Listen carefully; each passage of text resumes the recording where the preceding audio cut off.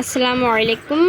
குர்ஆன் சரளமாக ஓதுவதின் பயிற்சியில் நேற்று நம்ம நாசியா சூறாவில் பாதி பார்த்துருந்தோம். இன்றைக்கி மீதி சூறா இன்ஷால்லா பார்த்துடலாம். அஊது பில்லாஹி மினஷ் ஷைத்தானிர் ரஜீம்.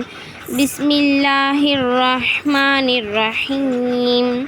ஃபகஸ்ஸப வஅஸா ثم أدبر يسعى فحشر فنادى فقال أنا ربكم الأعلى.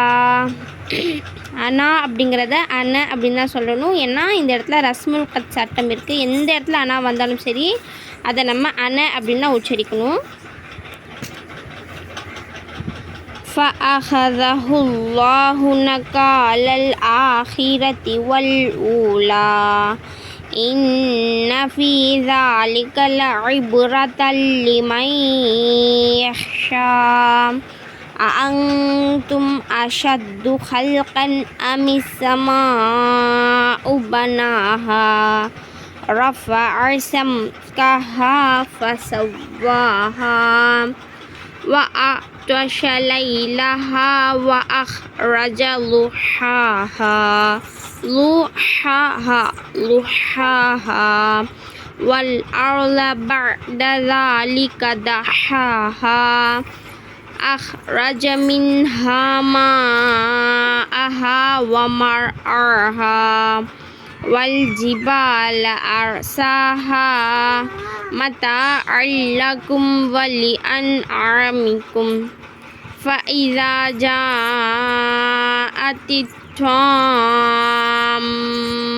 الكبرى يوم يتذكر الإنسان ما سعى وبرزت الجحيم لمن يرى فأما من طغى وآثر الحياة الدنيا فإن الجحيم هي المأوى وأما من خاف مقام ربه ونهى النفس عن الهوى فإن الجنة هي المأوى يسألونك عن الساعة أيان مرساها فيما أنت من ذكراها إلى ربك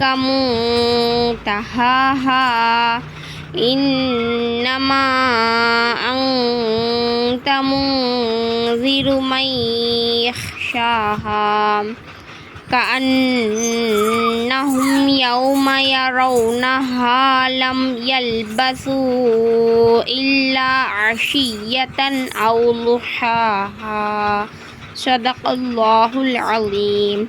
இந்த சூறா நீங்கள் அப்படியே ஃபோனில் போட்டு பார்த்துட்டு குர்ஆன் வச்சு ஓதி பார்த்தீங்கன்னா உங்களுக்கு சீக்கிரமாக ஓதுறதுக்கான பயிற்சி வந்துடும். தஜ்வீதான முறைப்படியும் உங்களால் ஒரு 70 to 80% ஓத முடியும். இன்ஷா அல்லாஹ் முயற்சித்து பாருங்கள்.